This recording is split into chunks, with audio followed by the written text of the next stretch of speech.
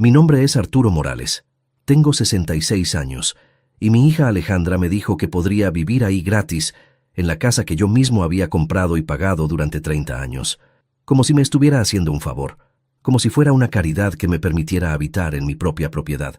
Así que vendí la casa, cerré todas mis cuentas, y cuando ella llegó esperando mudarse a su nuevo hogar gratuito, ya no quedaba nada que heredar. Imagínate la situación. Un miércoles por la tarde, Alejandra llegó a mi casa con 2 valijas grandes y una sonrisa que no había visto en años. «Papá», me dijo mientras dejaba las valijas en el living, «ya está todo arreglado. Me separé de Fernando y decidí volver a casa. Vos podés seguir viviendo acá, obvio. Total, la casa es grande y hay lugar para los dos. Podés seguir viviendo acá, en mi propia casa». Como si ella fuera la dueña que me concedía el privilegio de ocupar un rincón de mi propiedad. Pero lo que Alejandra no sabía, lo que nunca se molestó en averiguar durante sus 34 años de vida, es que su viejo contador había aprendido algunas cosas sobre finanzas y estrategia durante 4 décadas manejando números para empresas multinacionales. Escucha esta historia hasta el final, porque vas a entender por qué a veces la mejor respuesta a la arrogancia es el silencio. Y contame desde qué ciudad me estás escuchando, porque esta historia te va a demostrar que nunca hay que subestimar a alguien que ha pasado su vida resolviendo problemas complejos. Para que entiendas bien cómo llegamos hasta ese punto, tengo que contarte quién era Alejandra para mí y cómo se convirtió en la persona que creía que podía decidir sobre mi vida sin consultarme. Alejandra es mi hija del medio. Tengo 3. Roberto, el mayor, que es médico y vive en Canadá desde hace 10 años. Alejandra, que estudió diseño gráfico pero nunca trabajó en serio, porque siempre encontró maneras de que otros financiaran su estilo de vida. Y Lucía, la menor, que es arquitecta, tiene su propia familia, y desde chica demostró una independencia que siempre admiré. Cuando murió mi esposa Carmen hace 8 años, cada uno de mis hijos reaccionó de manera diferente ante mi nueva condición de viudo. Roberto me llamó desde Canadá para preguntarme si quería mudarme allá, pero entendió perfectamente cuando le dije que prefería quedarme en Argentina, cerca de mis amigos y mi rutina. Lucía me visitaba regularmente, me incluía en los almuerzos familiares, pero respetaba mi espacio y mi independencia. Alejandra, en cambio, fue la que más dramatizó el duelo, la que más habló de quedarse cerca para cuidarme, la que más promesas hizo sobre estar ahí cuando la necesitara. «Papá», me decía durante los primeros meses después del funeral, «ahora que no está mamá, yo voy a ser tu sostén emocional. No vas a estar solo nunca». Pero las promesas de Alejandra siempre fueron palabras sin acciones concretas. Después del funeral de Carmen, se casó con Fernando, un empresario de importaciones que tenía plata de familia y manejaba un BMW último modelo. Se mudaron a una casa en Nordelta que costaba más que mi casa de Belgrano. Y desde ese momento, las visitas se fueron espaciando hasta convertirse en llamadas telefónicas ocasionales y encuentros familiares obligatorios en cumpleaños y fiestas. «Papá», me decía por teléfono cada 2 o 3 meses, «¿cómo estás? ¿Necesitas algo? ¿No te sentís muy solo en esa casa tan grande?» Pero cuando le contaba que efectivamente me sentía solo algunas noches, que extrañaba tener familia cerca, que había pensado en adoptar un perro para tener compañía, siempre tenía excusas para no profundizar en el tema. «Ay, papá, después hablamos mejor de eso. Ahora Fernando me está esperando para salir a cenar». Durante los primeros años de viudez, esas llamadas esporádicas me bastaban para mantener la conexión familiar. Entendía que Alejandra tenía su propia vida, su matrimonio, sus responsabilidades. No esperaba que sacrificara su independencia por cuidar a un padre que todavía se manejaba perfectamente solo. Pero Alejandra había desarrollado una relación muy particular conmigo. Me veía como una especie de plan de respaldo emocional y económico. Sabía que yo tenía esta casa valuada en $200,000. Sabía que tenía ahorros de toda una vida de trabajo. Sabía que no tenía a nadie más en mi vida cotidiana que dependiera de mí económicamente. Pero mientras su matrimonio funcionaba y Fernando le daba la vida de Nordelta que quería, yo era apenas una llamada telefónica cada tanto para cumplir con el mínimo protocolo filial. Durante esos 8 años de viudez, aprendí a vivir solo y descubrí que me gustaba más de lo que había imaginado. Después de 40 años de matrimonio, donde cada decisión se consultaba, cada gasto se discutía, cada plan se coordinaba, vivir solo me dio una libertad que no había experimentado desde mi juventud. Descubrí que podía manejar perfectamente una casa de 4 ambientes, que podía cocinar para mí sin extrañar la comida de Carmen, que podía organizar mi tiempo como se me antojara sin tener que coordinar con nadie. También descubrí que tenía amigos que valoraban mi compañía más que mi propia familia, y que podía desarrollar rutinas nuevas que me daban más satisfacción que las rutinas familiares del pasado.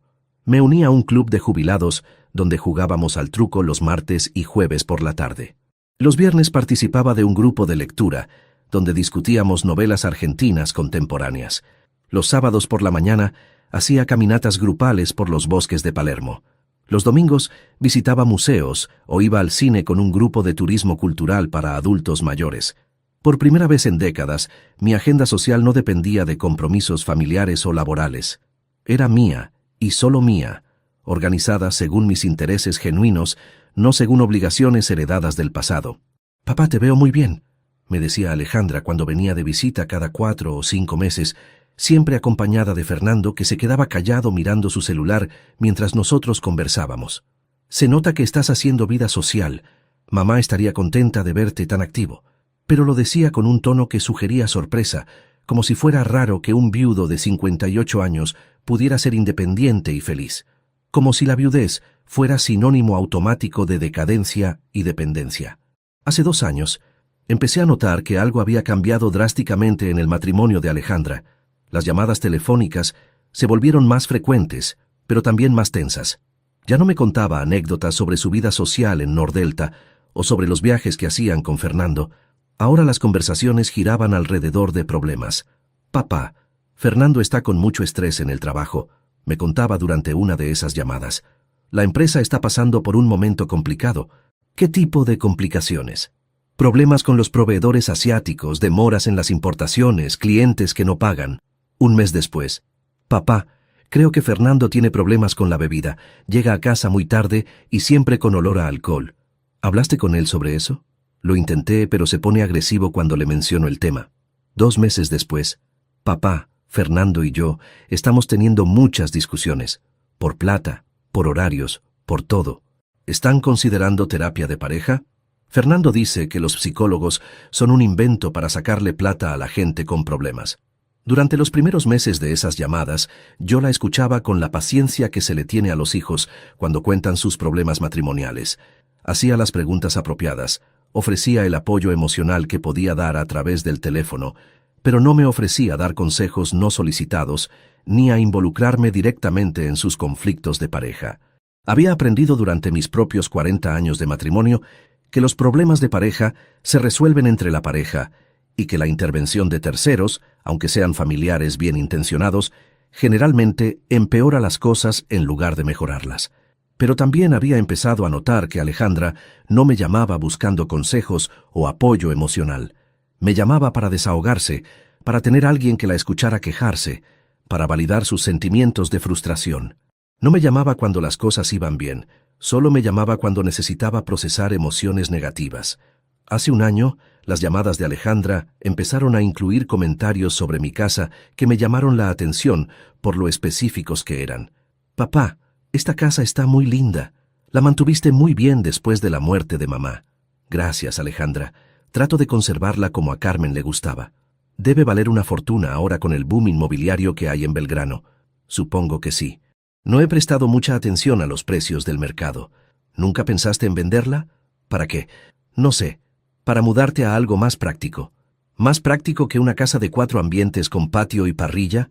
«Bueno, un departamento de 2 ambientes te alcanzaría perfecto para vos solo, y tendrías mucha plata extra para invertir o para darte gustos que nunca te pudiste dar». Me resultó curioso que de repente mi hija se preocupara por mis finanzas personales, después de años de mostrar total desinterés por mi vida cotidiana. Durante las décadas que había trabajado como contador, Alejandra nunca me había preguntado sobre inversiones, sobre planificación financiera o sobre estrategias para maximizar ingresos en la jubilación. «¿Qué tipo de gustos?», le pregunté. «No sé, viajes, un auto nuevo, ropa cara, lo que se te ocurra. Con la plata de la venta de esta casa podrías vivir como un millonario durante años. Alejandra, yo ya viajo cuando quiero, mi auto funciona perfectamente y no necesito ropa cara.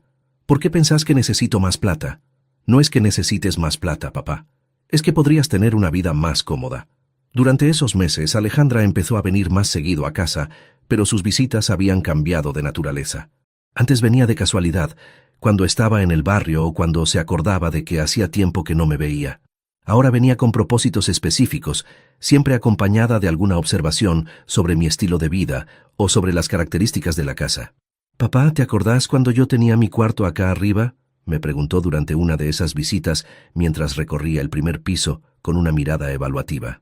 «Por supuesto que me acuerdo, ahora lo uso como escritorio. Está muy lindo como escritorio, pero se podría volver a convertir en dormitorio fácilmente si hiciera falta». «¿Para qué haría falta?». «No sé, por si alguna vez necesitas que alguien se quede acá a cuidarte, o por si alguno de nosotros tiene que venir a pasar una temporada por algún motivo». «¿Qué tipo de motivo?». «No sé, papá. La vida es impredecible. Capaz alguno de nosotros tiene problemas y necesita volver a casa temporalmente». La conversación siempre giraba alrededor de la misma idea básica, que yo era un viejo, que iba a necesitar cuidados en el futuro cercano, que esta casa era demasiado grande para una sola persona, que sería inteligente que alguien de la familia se hiciera cargo de la situación antes de que fuera demasiado tarde para tomar buenas decisiones. «Alejandra», le dije una tarde cuando la sutileza de sus insinuaciones se volvió demasiado obvia para ignorar, «yo no necesito que nadie me cuide. Me siento perfectamente bien físicamente, soy completamente independiente mentalmente y manejo mi vida sin problemas». «Sí, papá, ahora sí, pero las cosas pueden cambiar de un día para el otro a tu edad. ¿Y vos te sentirías obligada a cuidarme si llegara ese momento?». «No es una obligación, papá, es amor de hija, es lo que haría cualquier hija que quiere a su padre». «¿Y Roberto y Lucía también sienten esa obligación?». «Roberto está en Canadá, papá, y Lucía tiene 3 hijos chicos. Yo soy la que tiene más disponibilidad para ocuparme de estas cosas». Hace 3 meses, el panorama se aclaró completamente cuando Alejandra llegó a casa un domingo por la tarde con cara de haber llorado durante horas y una historia que explicaba todo lo que había estado pasando en los últimos meses. «Papá, Fernando y yo nos vamos a separar definitivamente. Lo siento mucho, hija». «¿Qué pasó?». «Se gastó toda la plata de la empresa en el casino. Debe millones a proveedores, a bancos, a prestamistas privados. Vamos a tener que vender la casa de Nordelta para pagar parte de las deudas, pero ni siquiera va a alcanzar». «¿Y vos qué vas a hacer?». «No sé, papá. No tengo trabajo estable desde que me casé, no tengo ahorros propios, no tengo garantías para alquilar algo. Fernando se queda con las deudas, pero yo me quedo sin nada». Ahí estaba. El verdadero motivo de tanto interés repentino en mi bienestar, en mi soledad y en el futuro de mi casa. Alejandra no estaba preocupada por mi vejez, estaba calculando sus opciones para cuando se quedara sin techo. «¿Y pensaste en alquilar algo?». «¿Con qué plata, papá? Los alquileres están carísimos, piden 3 meses de depósito, garantía propietaria, ingresos demostrables. Voy a tener que empezar de cero a los 34 años». «Bueno, no es el fin del mundo. Mucha gente empieza de cero a esa edad y logra reconstruir su vida». «Sí, pero mucha gente tiene familia que la ayuda en momentos difíciles».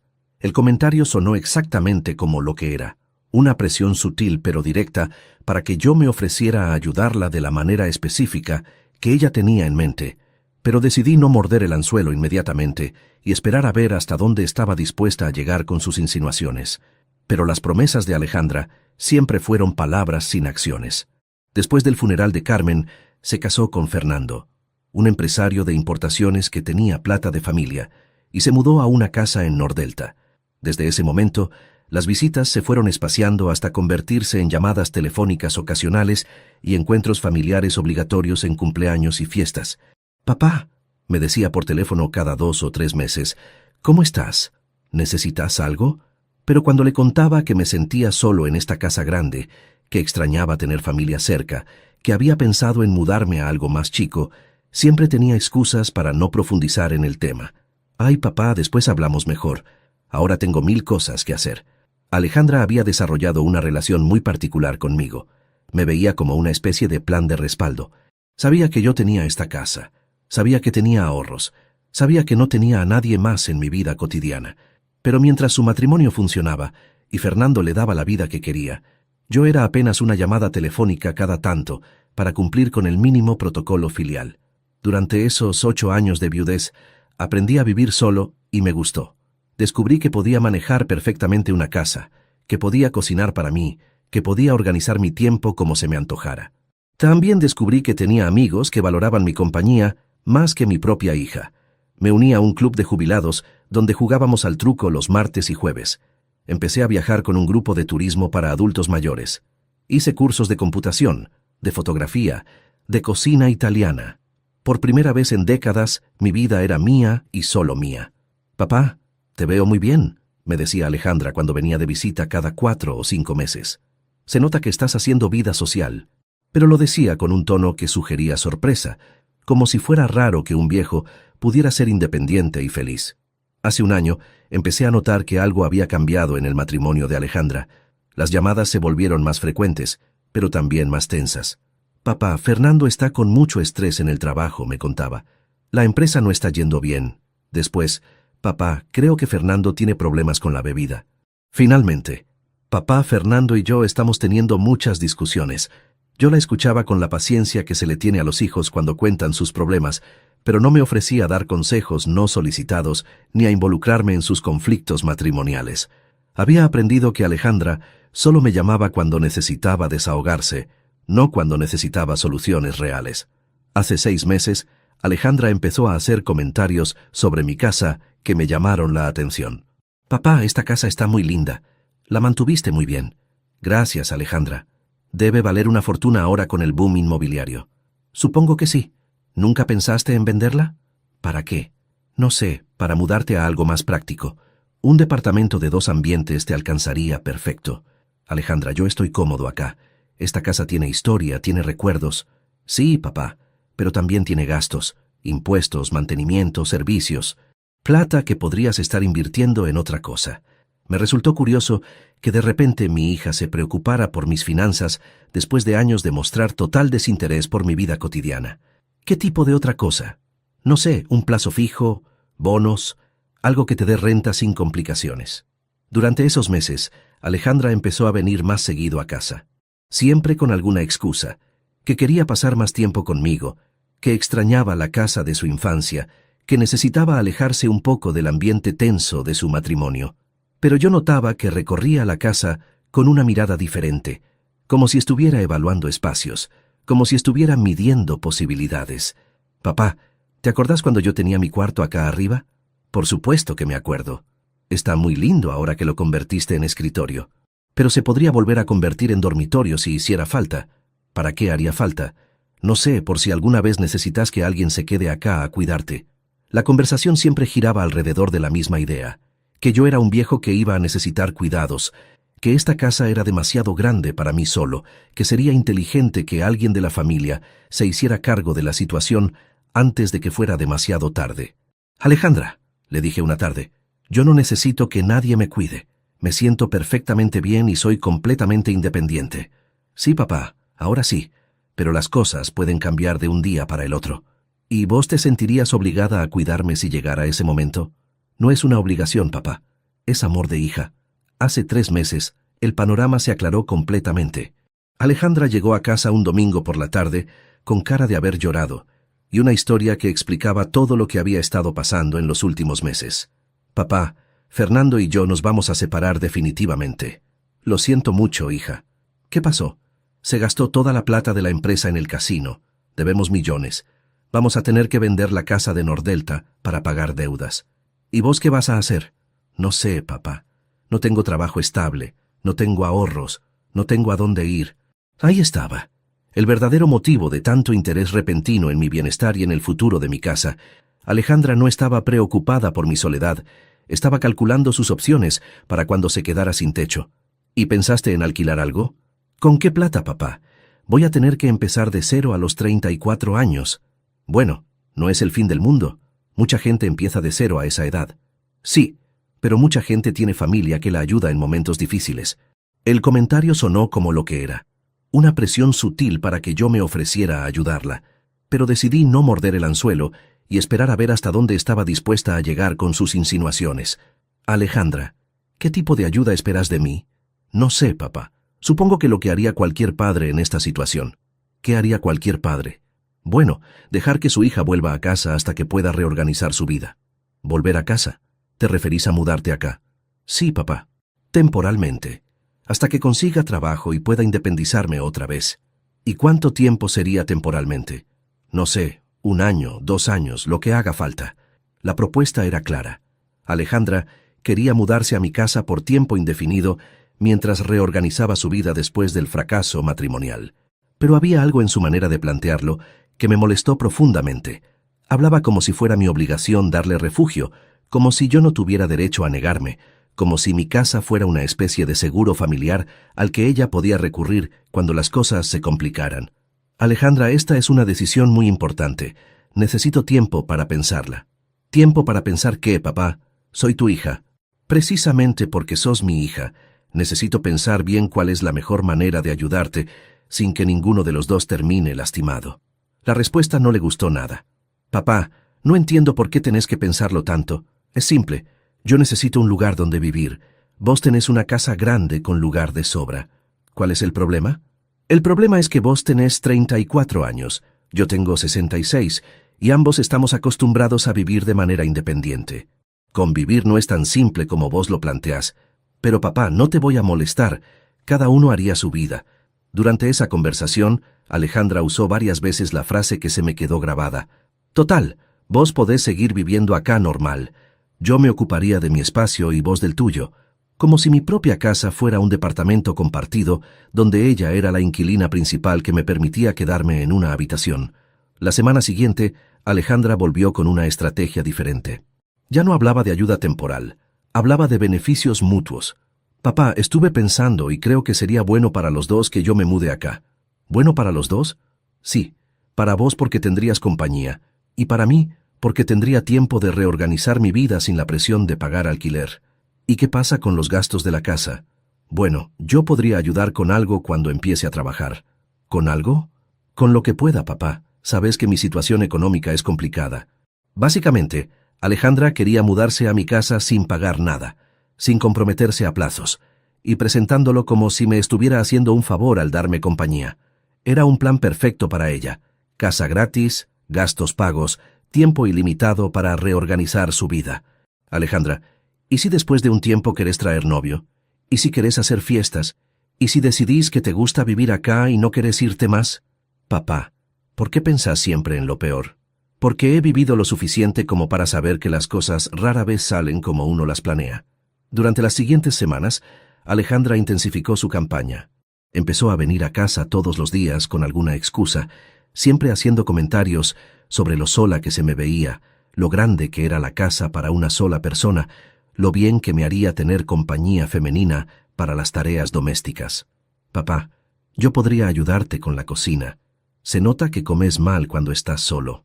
Yo cocino perfectamente bien, Alejandra. Sí, pero una comida casera hecha por una mujer siempre es mejor. ¿Por qué sería mejor? Porque las mujeres tenemos más paciencia para cocinar con amor. El argumento era tan condescendiente que me dieron ganas de reír. Alejandra, que durante su matrimonio había vivido con mucama y cocinera, de repente se presentaba como la hija abnegada que iba a cocinar con amor para su padre solitario. También empezó a traer folletos de casas en venta. Papá, mira esta casa que está en venta en el barrio. Es mucho más chica que esta, pero perfecta para una persona sola. ¿Y para qué me mostrás eso? Para que veas las opciones que tenés. Si vendés esta casa, podrías comprar algo así y te sobraría plata para vivir tranquilo. Alejandra, yo no quiero mudarme. Estoy cómodo acá. Pero papá, pensá en lo práctico. Una casa más chica es más fácil de mantener, más segura, más económica. ¿Y qué pasaría con esta casa si yo me mudara? Bueno, se vendería y listo. ¿Y la plata de la venta? Sería tuya, obvio. ¿Pero no habías dicho que yo me podría mudar a una casa más chica? Sí. ¿Y el resto de la plata? El resto sería para que vivas tranquilo el resto de tu vida. No era muy difícil leer entre líneas. Alejandra quería que yo vendiera esta casa para comprar algo más barato y que el dinero que sobrara quedara disponible para emergencias familiares futuras. Hace un mes, la estrategia de Alejandra cambió radicalmente. Ya no hablaba de mudarse temporalmente, hablaba de mudarse definitivamente. Papá, estuve pensando y creo que lo mejor es que yo me venga a vivir acá para siempre. ¿Para siempre? Sí. ¿Para qué voy a gastar plata en alquiler si puedo vivir acá con vos? ¿Y tu independencia? Papá, yo ya probé la independencia, me casé, tuve mi casa, manejé mi vida, no me resultó. Tal vez es hora de volver a las raíces familiares. ¿Y qué pasa conmigo en ese esquema? Nada, papá. Vos seguís viviendo acá como siempre. Solo que ahora tenés compañía. La manera en que lo planteaba era reveladora. Yo seguiría viviendo en mi casa como siempre, pero ahora ella también viviría ahí. No era que ella se mudara a mi casa, era que ahora la casa sería de los dos. Sin que nadie me preguntara si yo quería un compañero de casa permanente. Alejandra, ¿vos realmente crees que dos adultos independientes pueden vivir juntos sin problemas? ¿Por qué habría problemas? Somos familia. Porque hasta ahora viviste tu vida y yo viví la mía. Convivir significa que ambos vamos a tener que hacer concesiones. ¿Qué tipo de concesiones? No sé, horarios, invitados, uso de espacios comunes, gastos, responsabilidades. Papá, me parece que estás complicando algo que es muy simple. ¿Simple para quién? Durante esa conversación, Alejandra soltó la frase que me confirmó que había estado calculando esto durante meses. Además, papá, pensá que cuando vos ya no estés, esta casa va a ser mía igual. ¿No es mejor que yo la empiece a disfrutar ahora que todavía podemos compartir tiempo juntos? Ahí estaba la verdad desnuda. Alejandra no quería mudarse conmigo por amor filial, quería acelerar su herencia. En lugar de esperar a que yo me muriera para heredar la casa, prefería mudarse ya y empezar a vivir como si fuera la dueña. ¿Y si yo vivo 20 años más? Mejor, papá. Más tiempo vamos a pasar juntos. ¿Y si en algún momento quiero vender la casa? ¿Para qué querrías venderla? No sé, para mudarme a un geriátrico, para irme a vivir al exterior, para lo que se me ocurra. Bueno, si llegas a querer hacer algo así, lo hablamos en familia. Lo hablamos en familia. Como si yo no pudiera tomar decisiones sobre mi propia propiedad sin consultar con mi hija, que se había autoinvitado a vivir conmigo. Esa noche decidí hacer algo que no había hecho nunca, investigar cuáles eran realmente mis opciones legales y financieras. Llamé a mi abogado, al contador, al agente inmobiliario que me había vendido la casa y a un asesor financiero que conocía del club.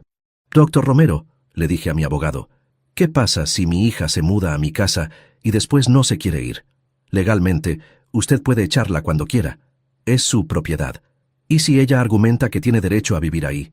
No tiene ningún derecho mientras usted esté vivo y mentalmente capaz. ¿Y si yo quiero vender la casa con ella viviendo adentro? Puede hacerlo. Ella tendría que irse. ¿Y si se niega? Ahí tendríamos que iniciar un proceso legal de desalojo. ¿Que sería largo y costoso? Exacto. El contador me dio información igual de reveladora. Don Arturo, si su hija se muda a su casa, va a ser muy difícil calcular gastos compartidos. ¿Cómo se dividen los servicios? ¿El mantenimiento? ¿Los impuestos? Y si ella no paga, ¿usted qué hace? El agente inmobiliario me confirmó lo que ya sospechaba.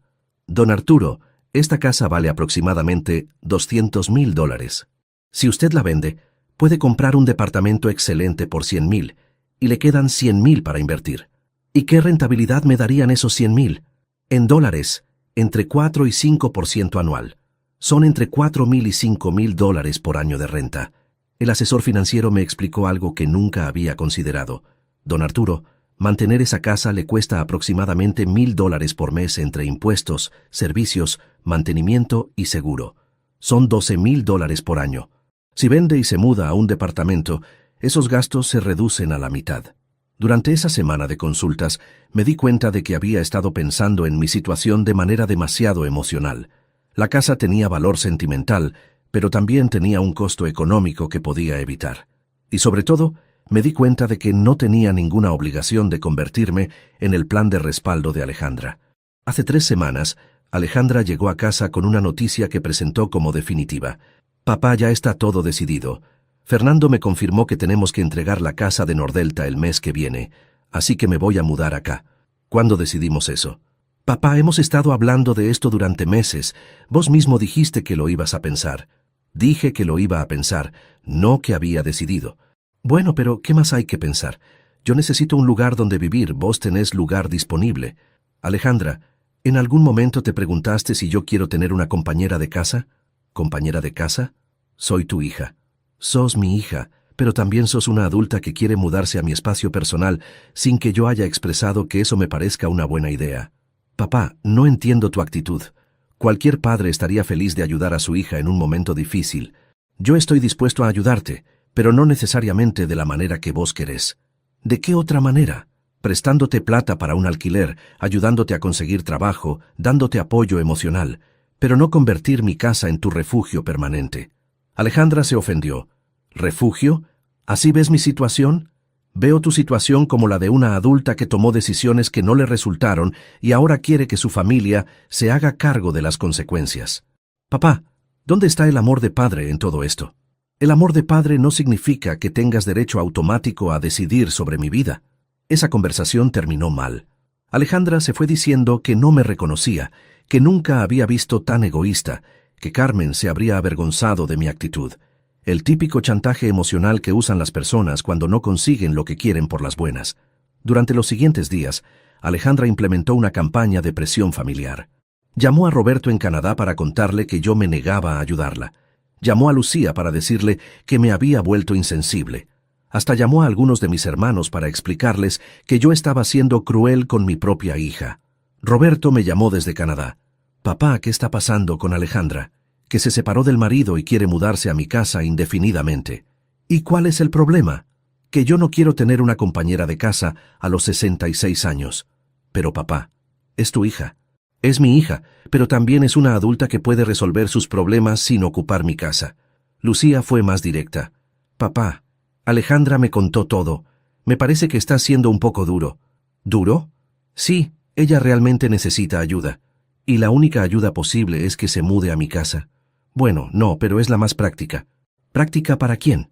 Lo que más me molestó de esas conversaciones es que todos daban por sentado que yo tenía la obligación de sacrificar mi independencia para resolver los problemas de Alejandra, como si mis 66 años de vida no me dieran derecho a decidir cómo quería vivir mis últimos años. Hace 2 semanas tomé la decisión más importante de esta historia. En lugar de seguir discutiendo con Alejandra, decidí implementar una solución que resolviera el problema de manera definitiva. Llamé al agente inmobiliario. Quiero vender la casa. ¿Cuánto tiempo tardaría en conseguir un comprador? Con el mercado actual, entre 15 y 30 días. Es una propiedad muy atractiva. Llamé al asesor financiero. Quiero cerrar todas mis cuentas en este banco y transferir todo a un banco privado donde tenga más confidencialidad. ¿Tiene algún problema con nuestros servicios? Ningún problema. Solo quiero más privacidad en mis movimientos financieros. Llamé a mi abogado. Doctor Romero, quiero hacer un testamento nuevo donde mis 3 hijos hereden partes iguales, pero solo después de que yo muera. Ninguna donación en vida, ningún anticipo de herencia, nada que me obligue a consultarles mis decisiones mientras esté vivo. Durante esos días, implementé un plan que había estado diseñando mentalmente desde hacía semanas. No era venganza, era liberación. Liberación de las expectativas familiares, de las presiones emocionales, de la obligación de justificar mis decisiones ante personas que solo aparecían en mi vida cuando necesitaban algo. Contraté una empresa de mudanzas para que viniera a empacar todas mis cosas personales: ropa, libros, documentos, fotos familiares, objetos de valor sentimental. Todo lo demás se iba a quedar en la casa para que fuera parte de la venta. El martes de la semana pasada, exactamente 5 días antes de que Alejandra llegara con sus valijas, se concretó la venta de la casa. El comprador era un matrimonio joven que pagó al contado y quería mudarse inmediatamente. El miércoles cerré todas mis cuentas bancarias y transferí todo el dinero a una cuenta nueva, en un banco donde ninguno de mis hijos tenía información. El jueves contraté un departamento amueblado en un barrio que está a 40 kilómetros de acá, donde nadie de mi familia sabía que estaba viviendo. Y el viernes, exactamente 24 horas antes de que Alejandra llegara esperando mudarse a su nueva casa gratis, me mudé completamente. Cuando Alejandra tocó el timbre ese miércoles por la tarde, con sus 2 valijas y su sonrisa de quien cree que ya ganó, se encontró con un cartel de "Se vende" que decía "vendido", y con nuevos dueños que estaban pintando las paredes. Los nuevos propietarios me contaron después lo que pasó. Una mujer de 30 y pico de años había llegado diciendo que era la hija del dueño anterior, que tenía derecho a vivir ahí, que había un malentendido. Cuando le explicaron que habían comprado la casa legalmente y que el señor Morales ya no vivía ahí, la mujer se puso histérica. ¿A dónde se fue?, gritaba. ¿Cómo se pueden mudar si él no me avisó? Los nuevos dueños, obviamente, no tenían ninguna información para darle.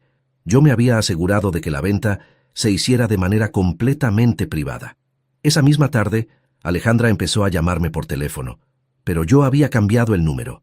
También trató de contactarme a través de Roberto y Lucía, pero yo no les había contado mis planes a mis otros hijos.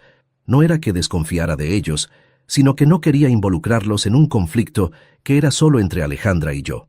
Durante los siguientes días, Alejandra trató de encontrarme por todos los medios posibles.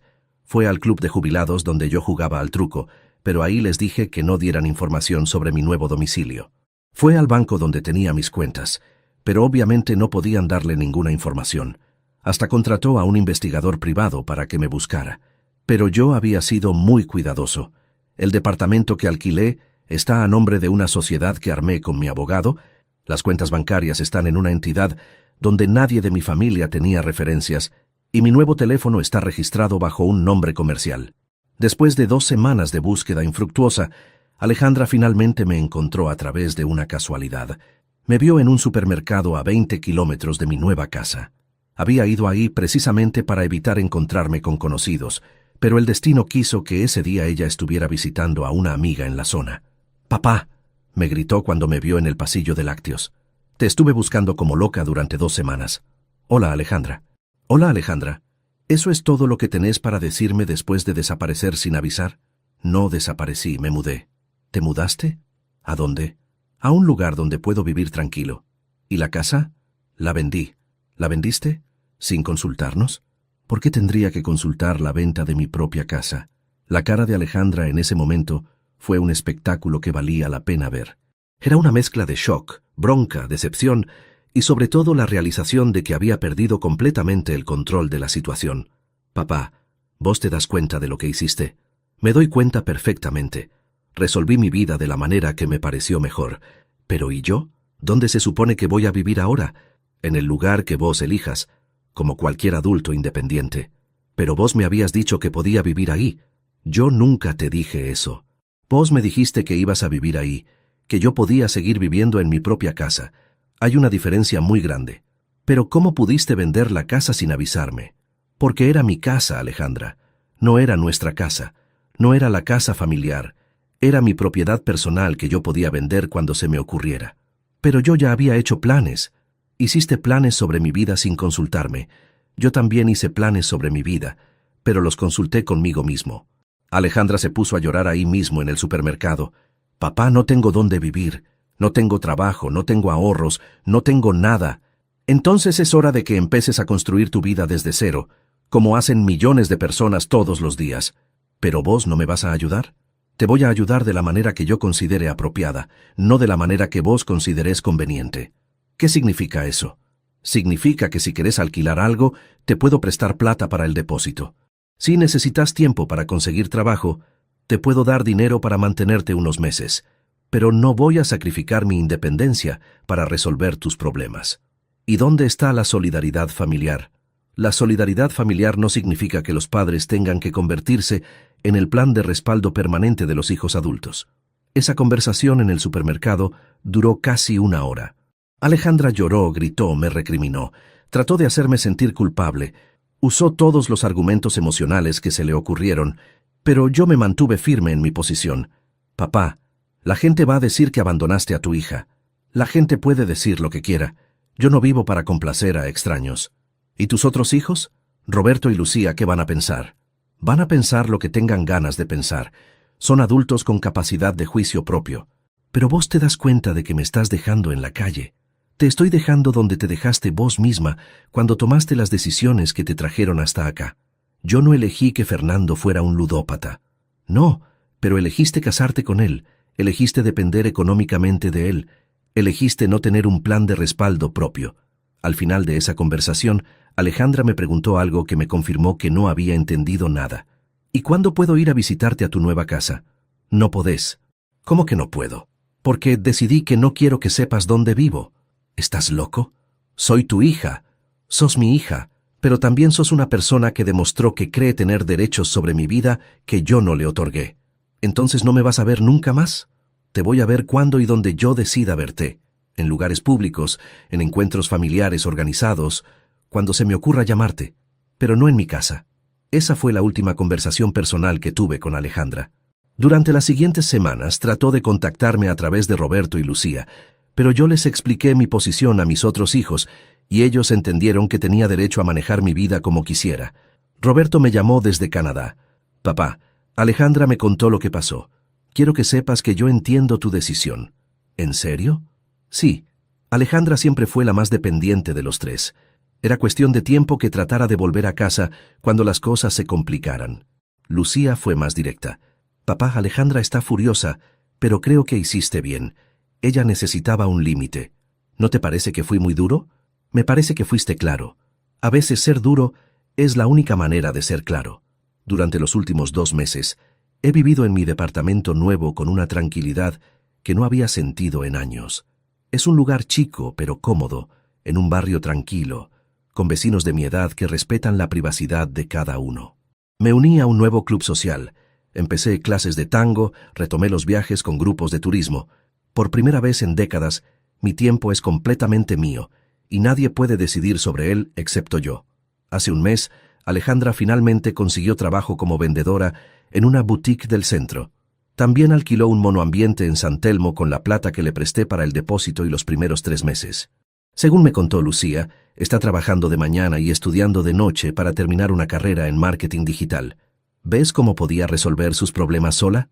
Le dije a Lucía cuando me contó las novedades de Alejandra. Sí, pero le costó. Le costó porque nunca había tenido que hacerlo. Siempre había tenido a alguien que resolviera por ella. Hace 2 semanas Alejandra me mandó una carta a través de Lucía. La carta decía: «Papá, sé que estás enojado conmigo y entiendo por qué. Me di cuenta de que te estaba presionando para que resolvieras mis problemas, en lugar de resolverlos yo misma. No te pido que me perdones inmediatamente. Solo te pido que cuando estés listo, me des una oportunidad de mostrarte que puedo ser una hija diferente».